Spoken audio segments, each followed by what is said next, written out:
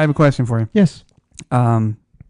You've lived here many years. Yeah. And you've experienced it, and you visited. You've been a visitor, a consumer of it. Yeah. Now let me ask you this: knowing everything you know. Let's say you know it by literature only, but you know everything you know, and you've never been here. In the station you are now in life, would you visit Vegas? Would that be on your list to go to? For me? Yes. Maybe not. I mean, if I had never been here. Never been here, but you know everything that, everything that we've talked about. Yeah. You've listened to the podcast. I would. Yes, I would. I would come here just basically to say that it's one of those places I've been there. Okay. And why? I guess what's the first thing that comes to mind? Why? To see it for myself. Yeah. I guess, and also because this is a city that we talked about last week that doesn't like or has no appreciation of history. Mm-hmm. So instead of just keeping something for the sake of keeping it, because it has some value, here everything is so money oriented. It's like, what have you done for me lately? You're costing us money. Look at San Francisco with the cable cars. Yes. There are far more efficient ways of public transportation. Mm-hmm. They were argued way back in like the 30s and 40s to get rid of them because they were not very efficient. But there was a public outcry about that. They like them, and now they've become such a part of the city. Yeah. Yes, in fact, my uncle was in charge of years ago. This would probably be back in the 90s, or maybe the 80s. Of refurbishing all the cars. So they rebuilt the cars, but they looked exactly like the old ones. It's just that the wood had gotten old, and that salt air, things were falling apart. They needed to refurbish things, but they still made it. He took a car and he disassembled it. Yeah. And they made patterns of every piece and cut them out and made them look just like the old ones, because these were new cars. I love them. Yeah, I love them, and I've been there as a tourist and had a driver explain how he became a driver. It's not easy. No, and they're jerking this and pulling this and all this. It's not just driving like a car. Yeah. No, I think they're great. Are they efficient? There's one line it gets you from this place to this place, like Ghirardelli to someplace else, and it's really great. Yeah. Otherwise, not so much. Yeah, but they're fun. Yeah. And even when I lived in San Francisco, occasionally, if I were going in that direction, I'd take the cable car. Yeah. They're expensive now because they are more upkeep. But again, it's part of the city. Now, Las Vegas doesn't ever seem to really hold on to that. I remember there was that thought at one time when we worked at the Venetian, because the Venetian used to be the Sands, that they were going to put a plaque, or this is where the where the Rat Pack performed, the Copa Room, and they never did. They never did. They had a point. We were instructed, I remember, as to where it was, and where it might be, but an actual plaque, never showed up. No, which is sad. Yeah. I mean, that's something easy. And what cost $20. And then what I heard later on was that when somebody actually looked at the blueprints of the Sands, where we were told it wasn't actually where it was at. I remember that as well. Yeah. Yeah. But I don't think ultimately that would have mattered. I mean, if it moved a couple 100 feet, I mean, you're still there commemorating it. Yeah. Right. You're commemorating it. But the reason I ask is that we're always talking about trends, and I thought today we'd discuss some negative trends. I know that's almost all of them. We're right. we're accused of being negative, but I think we're truthful. Yeah. And we look at things in a pragmatic sense. Podbador, John, again, welcome. Thank you. It's holiday time. I want to remind everybody, our the folks that are great sponsors, CWOdesigns.com, all new different types of things for fall and Christmas and Halloween and woodworking and all different types of fun decor and photography. Check those guys out at CWOdesigns.com. Now, I have a list of trends that I think are negative. It's arguable. But the first, I tried to find things that are interesting that visitors may not know, or all they get is like the Fox News version. Yeah. But the first one I think is really funny that Las Vegas apparently is at the forefront of the trend of dating. Really? And the article that I drew from, very interesting way of describing it. They said whether you're single or married, dating is a huge part of life in Las Vegas. And I'm like, okay, I'm going to read further. Yeah. Yeah, apparently we have a large technology base here in Las Vegas that has nothing to do with gaming. We have developers and application developers and coders and everything else, that go along with all the tech that is involved with Vegas already, with the machines and everything else. And we have app developers here that apparently one of the top 3 apps, of course, are dating apps. And from what the article said, now I don't know if I believe this because everything on the internet is true, John. That's true. If you've been up sometime between midnight and 3 a.m. watching television, sadly all by yourself, you'll see Farmers Only. Yes, I've seen that. Yes, apparently that was developed here in Las Vegas. Really? That's what the article says. I'll reference it in the blog. I always found their commercials to be annoying and condescending in the same way that, because they'll say, city folk just don't get it. I think that was their line. I thought, they don't get what? That people want to hook up? Or they want to meet somebody else? No, we do get that. We do it all the time, too. You're not different just because you live out in the country. No, I mean, if you look at global communities, I don't think there's much of difference. Yeah. There's a couple of, things you don't do in Japan that you do here in Vegas and whatever. But, apparently that was developed here. I'm going to get to the bottom of that because I don't know if I believe that. But I'll try to include all the information on the blog. Speaking of the blog, because of the busyness of our schedules and the hiatus time, the blog has been on hiatus, but look for it this coming Thursday, and we'll start anew with that. So check that out. We'll check it out. But Vegas apparently not only is the epicenter for dating and dating technology, but the casinos now are starting the one thing that I was amazed at, all the technology involved in the machines is now going to have a partnership, app-based partnerships, where on the machine you can order your Lyft, you can order food, and you can order a date. Now, you got to be careful in Vegas when you order a date. Yes. It's not really order a date, but you can arrange a date. You can surf all of these things. Meet me at the slot machine. Exactly. It's akin to when you go to a bar and you're playing the games on the thing and you're playing the trivia game, and it's a sort of a community game. Everybody's playing all at once in this trivia thing. But now these machines are going to have all of these options. Now, they're not there yet. But they're going to start testing very soon. So I'm amazed by that. Now, ordering food, okay, I get that. Nobody wants to, the whole American public doesn't want to move when they want to order everything. Yeah. If they could play a slot machine, order food, have a date, order shit on Amazon, and just everything right there. You can do that at baseball games too. I remember that. Ordering to bring to my seat, and what is this shit? Yeah. Well, what happened about screaming for the guy? Hey, over here! That was part of the fun. Exactly. And him throwing the peanuts at you and everything else. Exactly. So I don't know. What do you think about that? I mean, what do you think about the there's 2 issues, I think. There's accessibility, which that's great. Yeah. You sit your big butt down in the big chair and you're playing Sex and the City, a slot machine, and everything comes to you. Yeah. But on the other side of it, I just don't know if the humanity of it means that person's not moving for a couple of hours, and they're just all the calories and all the fatigue and everything else. And I don't know if the casino wants them cemented into that one chair. They want them to drop the money in different locations so they don't perceive that they're losing that much money. So I don't know. But dating on a slot machine, John. Well, if they're really hooked into the game, are they really going to pay much attention to this person? I mean, and does the casino want that unless they're going to play some type of couples game? Yeah. I'm sure they'll come up with something like that, some form of Family Feud or something. Exactly. That you can play as a pair. Yeah. I mean, they'll make absolutely no money on me. That wouldn't be me. But again, I don't.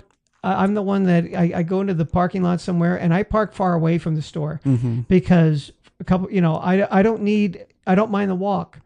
And there are some people who physically can't make it. Now, I think that there's a ridiculous number of handicap parking spaces wherever you go.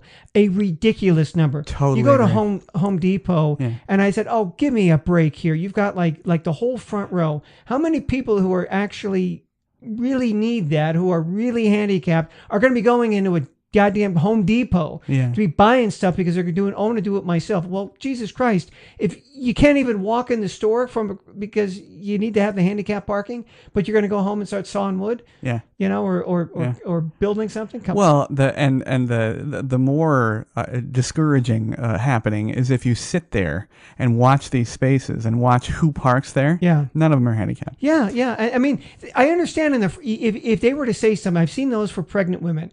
That's understandable. That's fine. Even if, park here, if you've got something heavy, you're going to pick it up at the store because obviously you're picking up bricks or something like that. Yeah. You don't want to have to go that far. But no, you have to have a special placard for the handicap. And it doesn't matter. You don't have it. You got to, even though there's a parking space right in the front and you're picking up something heavy, you got to park clear across the other side because these slots need to be available for people who aren't going to use them. No, I agree. And I've had individuals, I don't know that I must have gotten caught giving them a jaundiced eye. Yeah. But, I heard one individual in a third-party conversation say that, I'm 65 and I deserve that. And I was like, no, you don't deserve that. No, you don't. You don't deserve that at all. But we digress. Yes. Back to the dating app, and at the same time, this article talked about the different types of scenarios for the dating. Yeah. Not only would it be at slot machines, they would have banks of information like everybody's been to a restaurant now where you order on the iPad or the tablet, and the bars would have all of these options. They would have Lyft and food and dating and gambling and trivia and everything else. And I don't know. They consider that a step forward as it regards sociability. I don't. I consider it. I consider it quite a step backwards. Yeah. Because once again, we are avoiding each other. Yes. Now the dating thing is interesting. I don't even know. I mean, there's got to be legal parameters that we're not seeing that they have to get over. Again, I have to stress this is not happening yet. The food thing's happening, and I believe the Lyft and Uber thing is very close. Rideshare that's easy, because if you're gambling and it's time to go and maybe you're slower or crippled up, like you said, get that in advance. Bang, you're done. The dating thing, that's weird. That is weird. That's very weird. So I kind of, that's why I included that on the negative. I think that's pushing the technology to a negative trend. Yeah, in some ways, it's using technology just for the sake of using technology. Yeah. Yeah. The whole idea of so-called social media to me is is really not social. No. Because so often, most of the people that I know who post all the time are trying to sell me something. They're people like I got a guy I know is a real estate agent. He's always posting something about that. Oh, I got this house for sale. You gotta see it. Or they're trying to hawk something. Other ones that just tell you a bunch of trivial information. I see their name, I just don't read it. Yeah. Because I don't care that they're at Starbucks. Now, the to look at it this in a positive way, I think the only way that I can do it is to say, Vegas really is right on the edge of that envelope, for all this sort of unnecessary fluffy technology that we seem to be cranking out, app-based stuff. Vegas really is at the forefront of it, but I don't know. We're cranking out stuff we don't need. I don't know. Well, there's other things I would think about from the casino's point of view. Would they want somebody to be ordering Lyft? Which means they're going to leave. They're leaving, yes. Yeah, and also with the dating, you could usually, of course, on those sorts of things, there's some type of chatting that goes back and forth. Yeah. It could be distracting to the player. Of course, if they're playing a slot machine, well, no, because it could be, of course, video poker or something where they have to think about it. Yeah. If they're too busy chatting, they're not playing, they're not spending money. Yeah. So do they want them sitting there in the chair, having basically chatting with somebody to see whether or not they want to hook up, and do they want them sitting there and not putting money in the machine? Right. Honestly, I think they should combine the two and make it truly risk-based.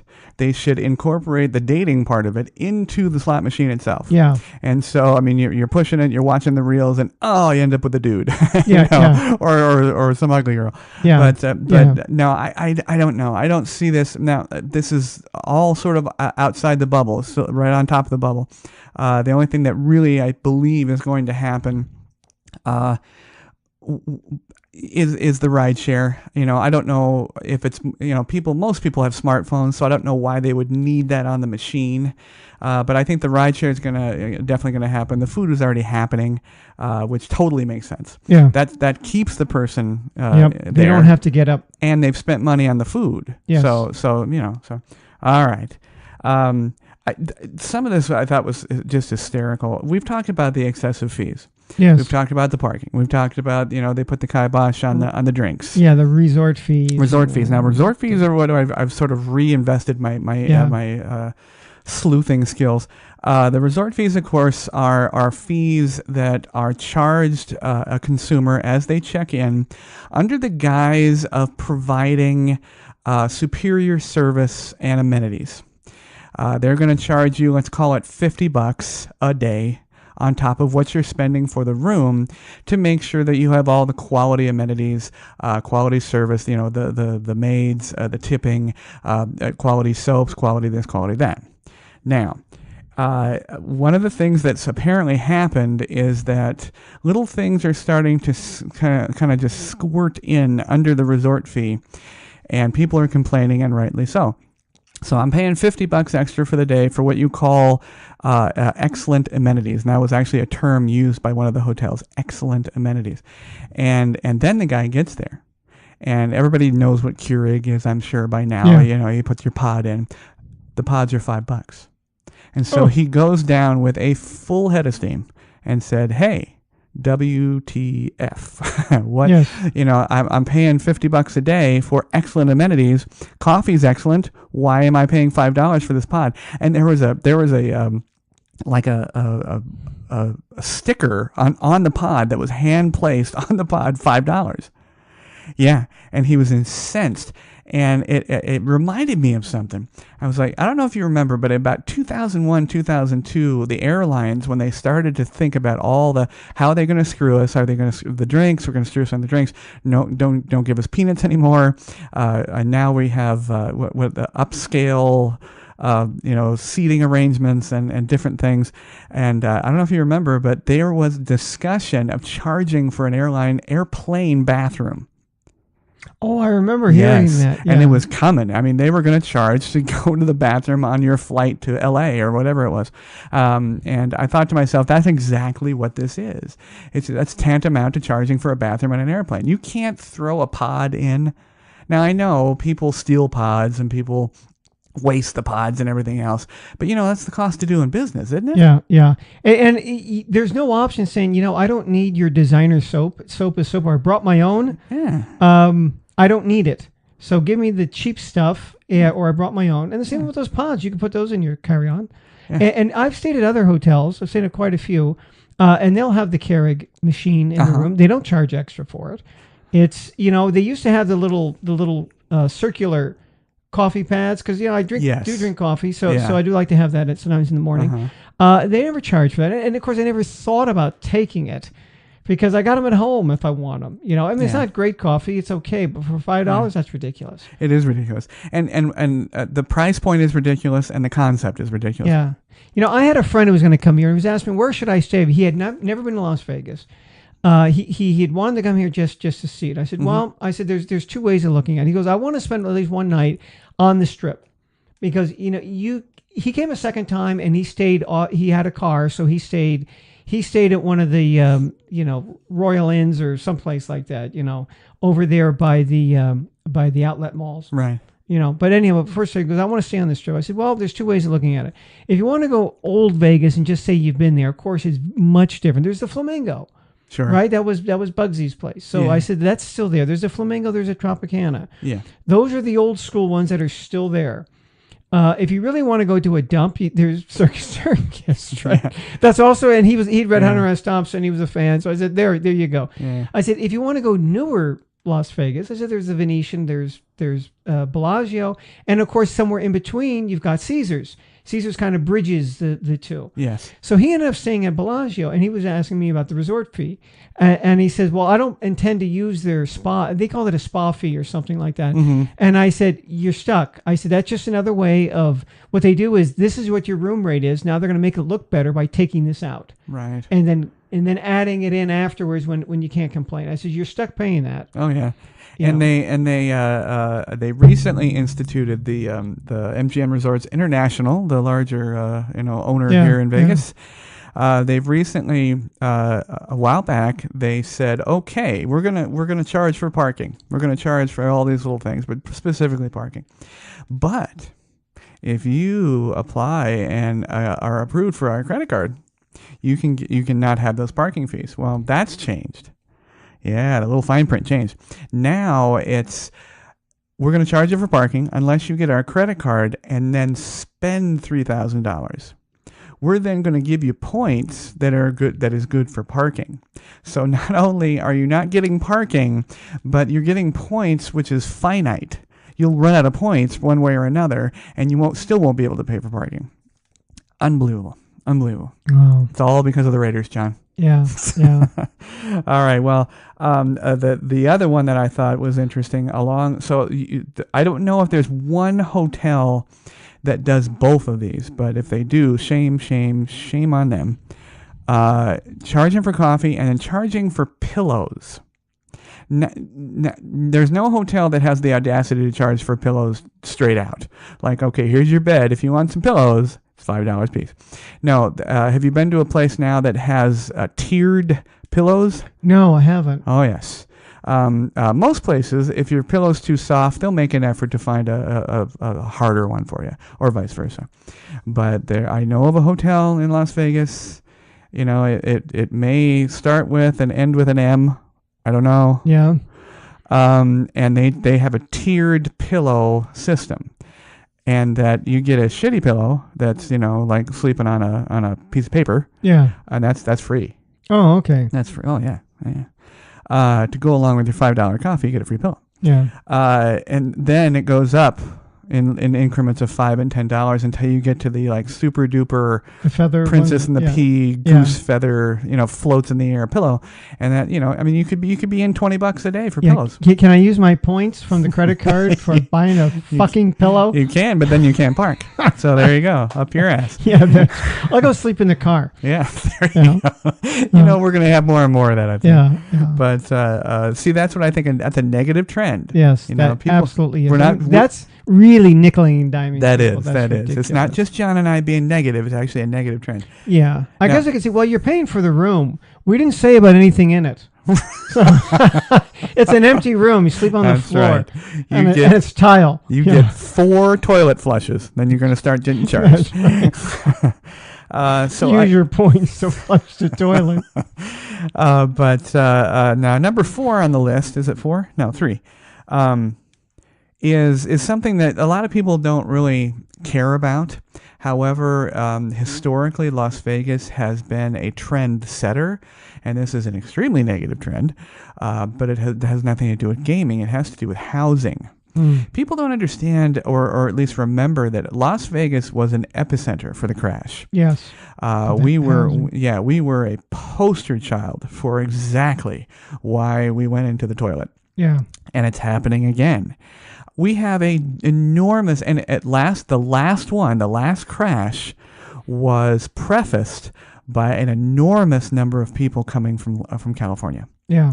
And what happens is the California people, they have a little money. They have more money generally because the cost of living is higher in California. And they will come over here to get away from all the craziness of California. And they have the money, and they're starting to spend money beyond the appraised value of the homes. And so let's say a home is appraised for $100,000. They'll get, all right, we'll give you $150,000. Yeah. And so that automatically tweaks the market negatively. But I talked to several real estate, people, and they agree. And if you look at the calculations and you look at the all the trends hitting, it's going to happen again. But strangely enough, there's going to be a buffer zone between the housing crash that's destined to happen within the next 5 years, and there's going to be enough of a buffer to where it doesn't destroy the national economy. But Vegas again is truly just a perfect window to watch the housing. It's a huge seller's market, but you can't buy again. You can sell your house, have great profit. But then you can't turn around and buy it because you're already underneath. Yeah. But it's going to happen again, and it's scary. Yeah, I noticed that. I think again, one of my Facebook friends, guy I used to work with, who got into real estate, he's always posting stuff, and most of it, I ignore. But I did see on one of the things that he posted that was last month, the largest increase in housing value, number one in the country, was Las Vegas. Mm-hmm. It's like 14.5%. Oh wow! Yeah. And we know that. I mean, I know when I was here before, as you know, when we worked at the Venetian, then I left and went to grad school. I had two houses here, and I sold one. I kept the other one, mm-hmm. and my thought was because I was going to move back. That was always had been my intention. Right. And I watched the market. I knew people here, people we worked with, who also dabbled in real estate. Mm-hmm. And what's the value? Well, it stayed pretty constant for about 3 years. And then I noticed is that it just skyrocketed. And the problem was having a rental like I had was keeping it rented. When somebody moved out, it was vacant a long time. And now I'm paying a mortgage on top of rent when I'm going to grad school. And part of the problem was the houses were being bought up here, as you said, by people from California, were buying it as an investment. They weren't living here. Mm-hmm. So they also were renting the houses out. So I knew there was a time when everybody is going to start to dump it. Right. And when they do that and they see the trend, then suddenly the market is going to get flooded with houses. Right. And the bottom's going to fall out of it. So I sold that house. When it went from, I remember this, I paid $277,000 for it, and it stayed under $300,000 for like 3 years, and suddenly it just spiked. Right. And when it hit, I sold that house for $430,000, and 3 years later, this same house sold, mm-hmm. $197,000. Mm. So I mean, I don't know if it was the people who I sold it to, who took it in the shorts, or whether they flipped it. But I knew that the house that I had lived in prior to that went from 160 to 260 to 360, and then a month later it was back to 130. Right. Where it had sold. So yeah, it crashed, and it doesn't just, it's like an avalanche basically. It's not just it kind of just falls slowly. Right. In increments. No, it just free falls. Yeah, and the one thing that was sort of staving off the problem was the change in the laws about the qualifying, for a loan. Yeah. Back in the day, there's two major laws that were either outright abolished or altered inexorably. One, of course, Bill Clinton started the whole problem with the Glass-Steagall Act. Yeah. Got rid of it, and that gave the banks carte blanche. Yes. And then there was one called Sarbanes-Oxley, which then at the time it was culpability for the banking presidents and banking leaders, and then that was altered. So between the two, that's what started the free fall and then the crash. But right now, the only thing kind of holding that belt on us is the qualifying. But they're loosening it again. It used to be back in the day you could say, oh yeah, I have this job and I make this much money, and they're like, oh fine, here's your house. Yeah. And they don't do that anymore. Well, now, I know that people have difficulty qualifying, and their fraud rates are through the ceiling and everything else. But, it's right now, those of us that live in Vegas, we're staying put. The smart ones. Just all of our houses are appreciated very nicely, but I think it's a straw value. I really do. I think we're going to watch this happen again. Luckily, a lot of us know what's going on, so I think hopefully the community that owns houses won't be as damaged as they were back in the day. Yeah, and back when we worked at the hotel, I remember we worked with with some single guys that were able to buy a house for $5,000 down, brand new. Yeah. And I thought, well, that's ridiculous. You can't buy a car for $5,000 down. Yeah. You know, that's just not enough. Yeah. But you could buy a house. Yeah. And it would be a brand new house. It may not be really large by our standards, but you know, $180,000 house, that was pretty nice back in 2000. Oh, that's an expensive house here. Yeah, yeah. So $5,000 down, and you know, and as you know, once it crashed, who the blame for that was, and the taxpayers had to bail these assholes out. Yeah. And you know and you know the people who were really hurt by it, who should not have gotten the loan in the first place. Yeah. You know, they got hurt as well. I mean, they didn't have anything to give up, but they lost everything else that they had, what little they did have. Absolutely.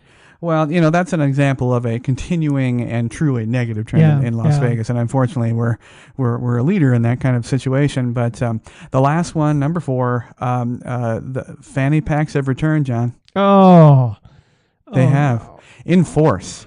John, I have to say, John and I, one of the banes of our existence. Yeah. What we made fun of the most, and any of you hotel employees that are listening now, don't kid anybody. We all make fun of the people, because people are silly. They're just silly. And back in the day, when we were at the Venetian, the Fanny Pack had a heyday, I guess, and they're back. Now I don't blame Dwayne Johnson. Because he has that famous picture of him wearing a fanny pack when he was at the beginning of his career. I don't know who to blame. The Europeans. I think we're going to blame the Europeans this time. Well, they used to have a man bag. I mean, that was different though than having the. I don't know. Maybe Midwesterners, you know but they're back, and they're not just back as far as usage. They're back because they're become a fashionable sort of situation. And I don't understand. No. I'd said one time, Jamie, there's in the annals of human language, no conversation ever took place between two guys looking at a woman, say, check out that one, she's hot. Who? That one there, the one wearing the fanny pack. No guy ever said that, right? I mean, that was just it. You can always tell that it was the dumpy ones wore it. And I remember we had a woman came to the desk several times. I guess we had there. And I just nicknamed her the gunslinger because she had 2 fanny packs, one on each ass cheek, and she wore the belt low slung, and it really looked like the holsters you saw in the westerns. Yeah. You know, she had one on each side so she could. So yeah, a double fanny pack. I have to laugh every time when I work. Again, I'm a commercial photographer, and I use a bat belt, I guess. It's a utility belt that carries lenses and whatever, and you know it's called modular. The belt comes, and then you have different things that holds this size of lens or this pack or whatever, and I have that sometimes, and I look exactly like you described. Now, granted, it does have a different look, but yeah, it's terrible. I look like I have 2 fanny packs. Let's blame Batman for the fashion. Yeah, that's right. With that utility belt, he had that yellow one. When I was a kid, I remember wanting one of those. They sold them at the store, like $5. That was expensive. Yeah. Oh, I really want that Batman utility belt. You know, another trend that's back, and I've seen it firsthand. Unfortunately, I have a lot of exposure still to the casinos, and I can't even call them clam diggers. They're like, if there's any girls listening, there's a pant style that may or may not be gone. I don't know. They could have changed the name, but they were called gauchos, and they were like they were like 3/4 length pants, and girls are cute, but it's guys, and it's usually like the sort of the German, Danish, people. They'd inventors of the man bun, right? Yeah, the man bun. We got a man bag. We got clam digger gauchos, and a sort of this linen shirt. And they're walking around. They look like Russell Brand, and it's just the strangest thing. And that's back too. Yeah. It's like this entire planet of yoga instructors just plop down in Vegas, and here they are, but a totally different individual than the fanny pack wearer. Yeah. The fanny packers. Oh God, I challenge all of the people that are listening right now. All of our compatriots that are Las Vegas podcasters. I challenge you, go wherever you are, whatever casino, whatever Las Vegas hotspot.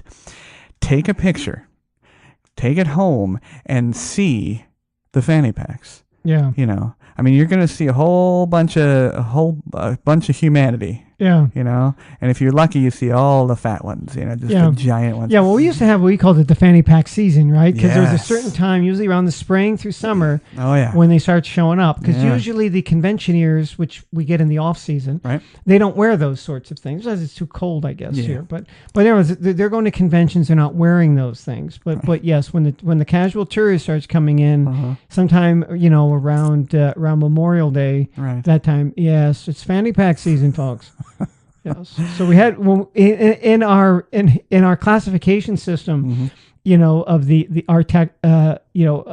hotel guests. That was it. We had the fanny packers, we had the comp hunters, and And the last thing I'll point out that I saw, which I had to laugh again or chuckle a little bit, because I was a giant fan of Miami Vice. I could not wait to get home and watch Miami Vice. Thought it was great. I still think it's great. But that suit style that was Don Johnson's is coming back in some way. It's I saw a guy the other day, and I don't know if he was sort of the harbinger of this new trend coming, a retro 80s throwback kind of thing. But he had a white blazer with a T-shirt, a fashion tee, linen pants, fashion sneakers. They were actually tied. And no socks? No socks. But the one thing that just knocked me over, he had his sleeves pushed up past his up to his elbow of the blazer. And I was looking at him, and I'm like, wow, are we going to do that again? And I was like, it was great. I have to say, I even had sort of my Don Johnson outfit, back in the 80s. But we're doing that. I don't know. I know it's cyclical. And I know the fashion istas out there in New York and Chicago and LA, they would, snap their fingers at it was practicalness when you're in a hot environment. In Florida, of course, yeah. And even here, you got to wear a jacket for something. But hey, if I wear a T-shirt underneath it, I don't have to at least wear a tie. It looks fashionable, it looks good. Right. The one thing, I couldn't get over that always bothered me. I always wanted to say to Don Johnson, put on some socks, asshole. I don't know. It just looks bad. You wear shoes, it's just creepy feeling with your naked shoes in there. Now, again, I mean, I'm at home all day. In the summer, particularly, I'm always barefoot. Yeah. But I don't go out barefoot like that. Yeah, but I mean, I'll take it even a step further. I think what's worse than that, because Don Johnson was wearing sort of a Miami style loafer. It's the Guidos that come in, with the dress slacks and the and then the Bruno Malleys with no socks. And it's an awful look to me. It's an awful look. On the other side, then there's certain communities that like to wear socks and flip flops. Yeah, that doesn't look good. No, flip flops or no socks. We all got to talk about the socks and flip flop things at some point. But Las Vegas is not. That's one thing that we're not leaders of. We are not leaders in fashion. No. Because nothing. I don't think anything ever begins in Vegas as far as that type of trend. There isn't a Vegas style of pant that's coming out. We just copy everything. But and part of that is, again, it is somewhat of a unique environment. Yeah. Both socially and then when you look at the weather here, Miami is hot, but not as hot here. But they have the humidity, right, which makes it more uncomfortable than we have here. Right. And then from this time, I mean, today it's really cool out there. It's really, the temperatures dropped. 2 weeks ago it was 100 degrees. Yeah. And today it's, I don't know what the high is, 68, 70, something like that. No, it's a wonderful day. Yeah. Beautiful day in Vegas. Yes. We can actually go out and get in the car right away. Yes. But, well, thanks, John. I appreciate it. Thanks to CWOdesigns.com. Check those guys out for all the new coming fall and holiday decor items at CWOdesigns.com. This is the Pod Bay Door. You can reach us at the podbaydoorlv@gmail.com. Check out our blog. It's going to start up again coming this Thursday. and that is at thepodbaydoor.wordpress.com, and you can see everything that we've talked about. And I will do some research on a lot of those articles because some of them I don't believe, John, but we'll figure it out and throw it into the blog.